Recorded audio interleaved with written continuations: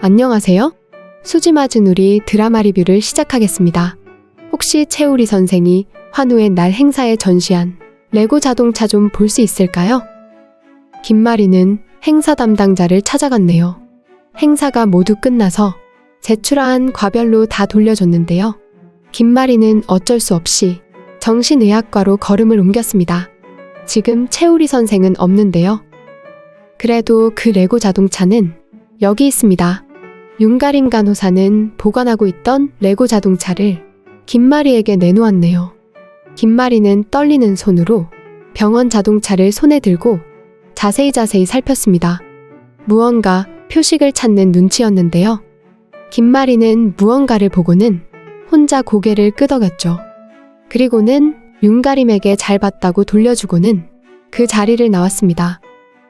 윤가림은 김마리가 왜 그러는지 영문을 알 수 없어 고개를 갸우뚱했겠지만 김마리에게는 비명을 지를 만큼의 결정적인 순간이었죠.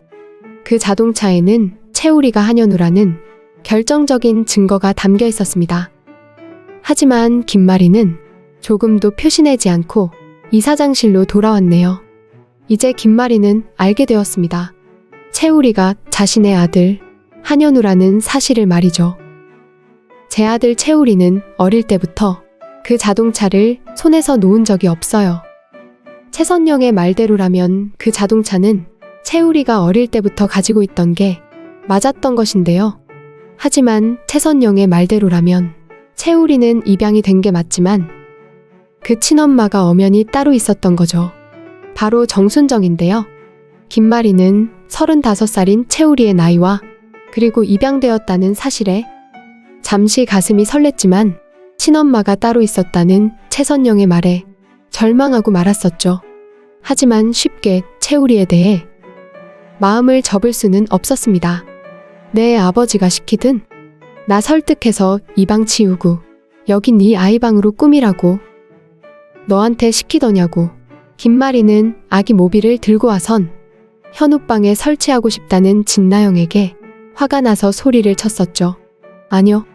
그런 거 아닌데 어머니가 계속 힘드시니까 이제 그만. 진나영의 말이 채 끝나기도 전에 김마리는 더욱 큰 소리를 냈네요. 누구 맘대로 이제 그만이야? 감히 무슨 자격으로 네가 이 방을 치우라 마라 하냐고?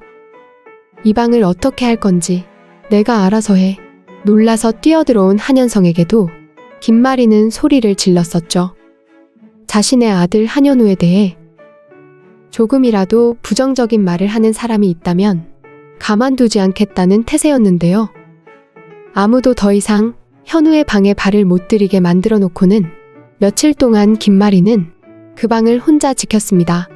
채우리가 한현우일지 모른다는 직감이 들었지만 친엄마가 있었다는 말 때문에 더 이상 어쩌지도 못하고 그냥 돌아왔던 김마리인데요. 아무리 비슷한 장난감이 많았다고는 하지만 그렇게 똑같은 걸 채우리가 가지고 있었고 더구나 한현우와 나이까지 같은 데다 입양하라고 하니 김마리는 채우리가 한현우가 분명할 거라는 확신에 찬 생각이 들었습니다. 그래서 어디서 무엇이 어긋났는지는 모르겠지만 분명 자신이 놓치고 있는 무언가가 있을 거라는 생각에 잠조차 잘 수가 없었던 거죠. 그래서 김마리는 현우의 장난감을 하나하나 다시 살펴보기 시작했습니다. 분명 자신이 생각하지 못했던, 떠올리지 못했던 무언가가 있을 거라 생각하고 말이죠. 그러다 김마리는 드디어 발견했네요. 연년생인 한현우와 한현성이 장난감을 가지고 서로 자신의 거라고 매번 티격태격하는 바람에 김마리는 아이들의 새 장난감을 사게 되면 반드시 거기에 한현우와 한현성의 이름을 새겨놓았었는데요. 영어 이니셜로 현우의 장난감엔 HW 그리고 한현성의 장난감엔 HS를 새겨두었습니다. 만일 채우리가 한현우가 맞다면 레고 자동차에 HW라는 영어 이니셜이 새겨져 있어야 했던 것이죠. 그래서 김마리는 채우리가 가지고 있던 자동차를 확인했던 것이었네요. 하지만 김마리는 채우리가 한현우일 거라는 사실을 아무에게도 알리지 않았습니다. 우선 채우리가 진짜 한현우가 맞는지를 정확하게 확인해야 하는 과정이 필요했고, 또 하나는 한현우가 이렇게 가까이 자신의 주변에 있었지만 자신이 까마득 모를 수밖에 없었던 이유가 궁금해서인데요. 놀라지 말고 내 말 잘 들어주세요. 김마리는 채우리를 만났습니다. 우선 자신이 어떤 상황인지를 김마리는 채우리에게 설득을 시켰네요. 30년 만에 자신의 아들을 만나게 돼서 너무도 기쁘고 기쁘지만 30년 동안 자신에게서 금쪽 같은 아들을 떼어놓은 범인이 누군지 정확하게 알아야겠다는 생각 때문입니다. 미안하지만 어머니 최선영 씨에게도 그리고 진수지양에게도 일단 비밀로 해줘 현우야. 김마리는 채우리와 유전자 검사를 마치고 난 후 채우리에게 말했었죠. 너와 내가 다시 만나게 됐다는 사실을 아직은 아무도 몰라야만 해. 누군가 우리 사이를 떼어놓으려고 뭔가 의도를 가진 사람이 있었다면 지금도 그 사람은 우리를 노리고 있을 테니까. 그래서 우선은 아무에게도 알리지 말자고 한 건데요. 김마리에게도 채우리에게도 두 사람이 모자 관계라는 사실은 너무도 충격이고 너무도 감격이지만 마음껏 자신들의 감정을 표현할 수는 없었네요. 더구나 채우리는 어릴 때 위암으로 죽은 엄마가 자신의 친엄마가 아니었다는 것에 또 충격을 받게 된 건데요. 오래 걸리지는 않을 거야. 머지않아 내가 너를 찾았다는 걸 세상에 다 알리게 될 거야. 김마리와 채우리는 굳은 약속을 했죠. 사실 김마리는 한진태를 의심하고 있는 상황입니다. 왜냐면 김마리는 한진태의 책상 서랍에서 정순정의 입원 기록 자료를 발견했기 때문이죠. 한진태가 갑자기 진나영까지 자기 편으로 만들어 현우의 방을 비우게 하려는 의도가 이상해 김마리는 서재를 꼼꼼히 살펴보았던 건데요. 거기엔 최선영의 입을 통해 들었던 이름, 정순정의 입원 기록 자료가 숨겨져 있었네요. 그래서 김마리는 정순정과 한진태 사이에 무슨 일이 있었는지 우선 알아보려고 하는데요. 하지만 30년 전 한현우의 실종에는 한진태의 역할은 전혀 없었습니다. 이제와 알고 보면 참 슬픈 일이지만 문제는 정순정에게 있었던 거죠. 30년 전에 1994년 4월 13일 정순정은 해들병원에서 위암이라는 진단을 받습니다. 수술도 할 수 없는 위암말기였던 건데요. 정순정은 식당에 음식 재료를 납품하는 일을 하고 있었죠. 하루 벌어 하루 사는 일용직 근로자였던 건데요. 고아로 자라서 누구 하나 의지할 데 없지만 열심히 노력하며 살아가던 정순정에게 위암말기라는 진단은 너무도 자신을 절망스럽게 했었네요.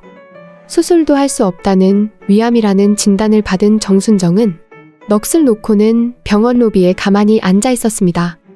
정순정의 나이 겨우 33살이었는데요. 물론 수술을 하라고 해도 하루 벌어 하루 사는 입장에 수술할 돈도 전혀 없던 상황이었죠. 위암이라니, 그것도 수술이 안 되는 말기라니. 이제 자신이 무얼 해야 할지, 남은 시간을 어떻게 살아야 할지 모른 채 멍하니 로비에 앉아있던 정순정의 시선에 어떤 어린아이가 눈에 들어왔네요. 울면서 아빠를 찾으며 다니는 현우였는데요. 정순정은 오래전 부모에게 버려져 혼자 돌아다니다 보육원으로 가게 되었던 자신의 어린 시절이 생각났습니다. 그래서 현우에게 다가갔었죠. 겨우 나이와 이름을 말할 수 있을 정도의 5살 어린아이가 부모에게 버려져 보육원으로 보내질 거라 생각하니 너무도 가슴이 아팠었는데요. 정순정은 위암말기라는 자신의 처지를 까마득 잊어버리고는 가여운 어린아이 한현우를 데리고 자신의 집으로 돌아갔었죠. 그리고는 죽는 날까지 정순정은 현우를 아들로 키우며 살았던 것이네요. 일부러 그런 건 아니지만 서울 해들병원에서 강화도 남성리로 데려갔으니 한현우를 찾을 길은 막막했던 것으로 보이네요. 하지만 그로부터 4년 후 1994년 6월 위암이 재발된 정순정은 해들 요양병원에 다시 입원을 하게 되는데요. 정순정과 둘이 살았던 한현우는 해들병원에서 엄마의 병상을 지키며 그렇게 살았던 것으로 보이네요.